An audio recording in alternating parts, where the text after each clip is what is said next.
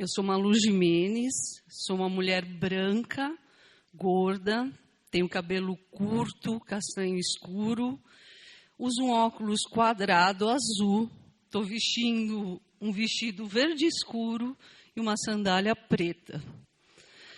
Hoje eu vim contar para vocês a história de uma mulher gorda, que sempre foi gorda, desde quando nasceu. Eu fui uma criança gorda, uma adolescente gorda, uma jovem gorda, uma adulta gorda e provavelmente uma velha gorda. Eu sou de uma família, sou a terceira filha de 4 mulheres. Meus pais são imigrantes. Eles vieram da Espanha, fugindo da fome. Com 9 anos, meus pais entraram numa seita e nós fomos morar no Rio de Janeiro. Eu nasci em São Paulo. Lá com 12 anos, eu casei. Casei com um homem bem maior que eu. Ele tinha 25 anos. Eu vivi com ele dos meus 12 aos meus 17 anos. Eu fui adultizada. Uma criança que precisou ser esposa e dona de casa. Aos 17 anos, eu saí da seita, nem sei como, e voltei para São Paulo. Chegando lá, eu tive muitos trabalhos precários, precarizados, e eu precisei estudar, porque na seita não tinha escola. Então, eu fiz um supletivo e depois eu fui fazer o ensino médio técnico em secretariado. Nesse ensino médio, eu conheci um professor de filosofia. E ele me incentivou muito a ler e a estudar.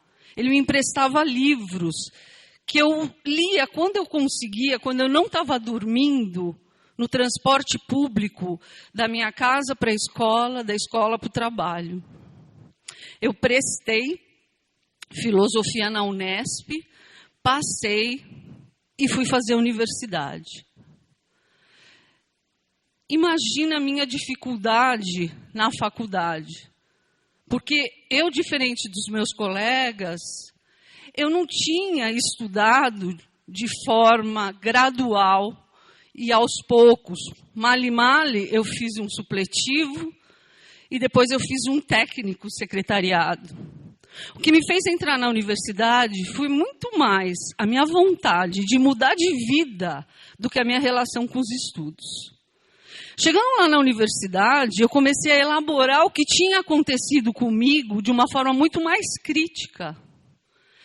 E 2 coisas que eu comecei a perceber que me incomodavam demais. A primeira era o meu corpo gordo. O meu corpo gordo, ele vinha e ele vem antes de qualquer coisa.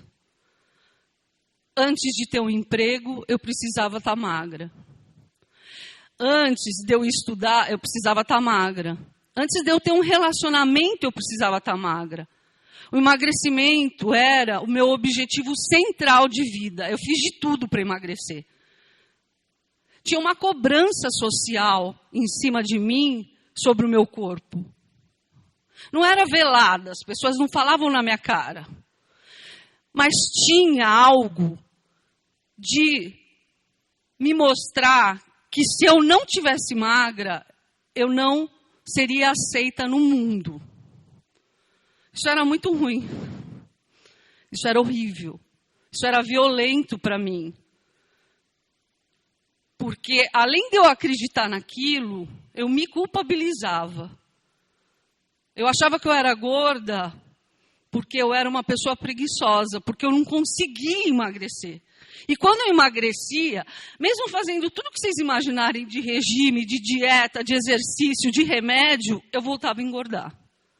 Então era um ciclo de violência o tempo todo. Outra coisa que me incomodava muito, muito mesmo, era como o conhecimento dentro da universidade ficava ali. Não ia para a sociedade, não ia para a comunidade. existia uma dificuldade na divulgação das coisas incríveis que a gente estudava lá dentro, que a gente debatia, que a gente lia e que a gente conversava. Eu me formei com muita dificuldade, fui ser professora de filosofia no litoral de São Paulo, e lá eu percebi na prática a dificuldade que é ser um professor no nosso país. A dificuldade para muitos alunos de poderem estudar porque eles precisam ajudar na renda da casa. Eu prestei uma bolsa na Espanha, na Universidade de Granada, e fui para lá estudar filosofia. Chegando lá, tinha 2 disciplinas que eu não tinha aqui no Brasil, que era antropologia cultural e antropologia filosófica. Eu aprendi um monte de coisa, fiquei apaixonada, prestei um doutorado e voltei para o Brasil, para o Mato Grosso, para estudar a juventude indígena. Só que quando eu cheguei lá, eu me relacionei muito mais com as mulheres e com o feminismo indígena. Bom, nisso tudo, eu engravidei. E a minha gravidez foi uma gravidez de risco. A minha filha nasceu prematura, com 5 meses. E ela morreu no 7º dia. Foi um momento muito, muito triste na minha vida. Eu achei que eu não ia conseguir continuar. Eu morri ali com ela. Eu não tinha mais força. E aí algumas amigas iam me visitar. E uma delas, que era do candomblé, falou assim para mim: Malu, a sua filha devia ser um ser muito iluminado, porque ela veio para cá e em 7 dias ela resolveu todos os BOs que ela tinha para resolver e foi embora. E ela escolheu você para ser a mãe dela. Quando essa minha amiga me falou isso, eu pensei, nossa, olhar para essa tragédia que aconteceu comigo dessa forma pode me salvar, pode me tirar desse lugar. E assim foi, não foi fácil, mas eu consegui me levantar, eu consegui me reerguer. Eu voltei a estudar, fui fazer um mestrado na UFMT sobre estudos de cultura, e lá eu pesquisava mulheres. A relação entre empregadas domésticas e patroas através da alimentação.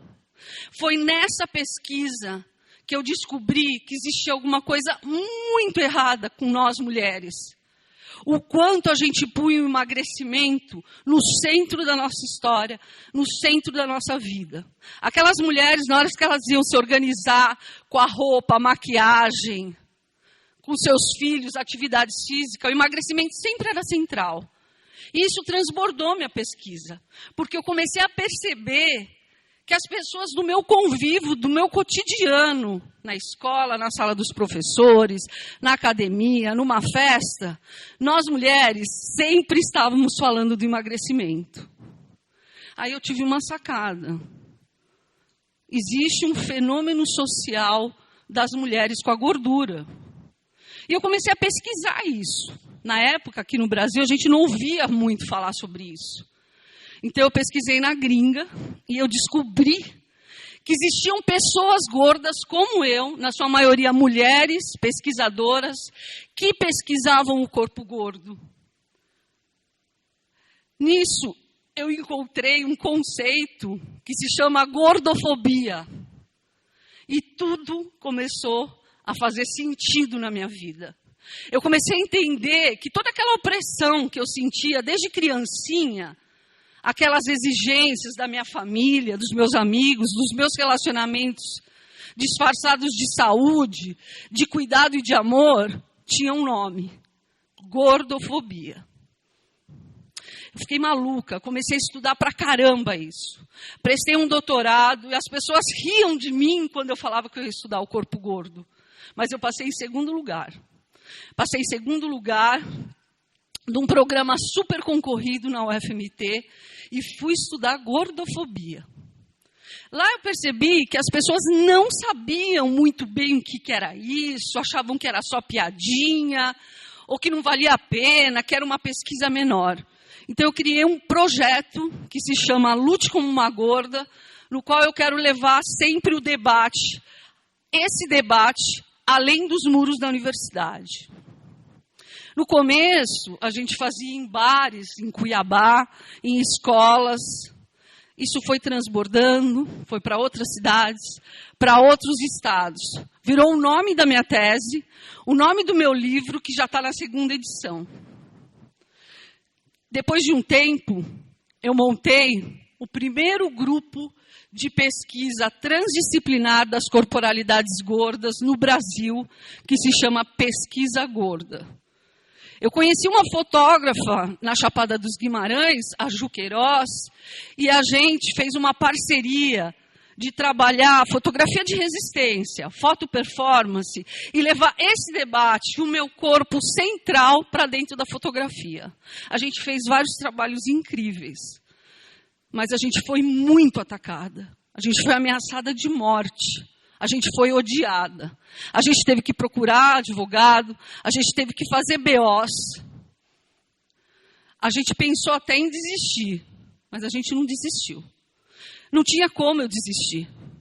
Não tinha como eu desistir, porque eu estava com 37 anos e eu nunca tinha visto um corpo como o meu no capa de um livro.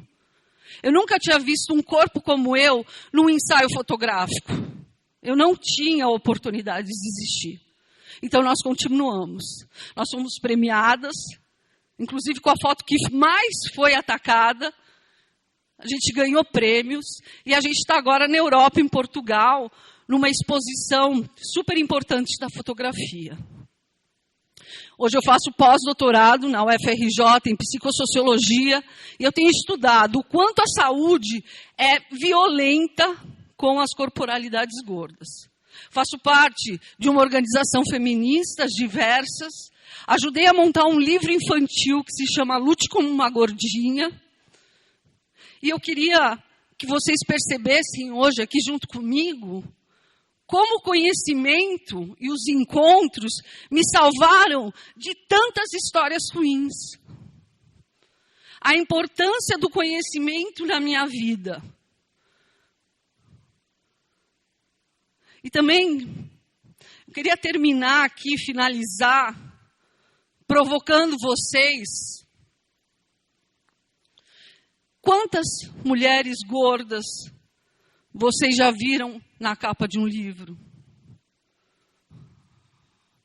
Quantas mulheres gordas vocês já viram num lugar de protagonista? Quantas amizades vocês têm com pessoas gordas? Quantas pessoas gordas vocês conhecem que conseguem contar suas histórias como eu tenho contado hoje aqui para vocês?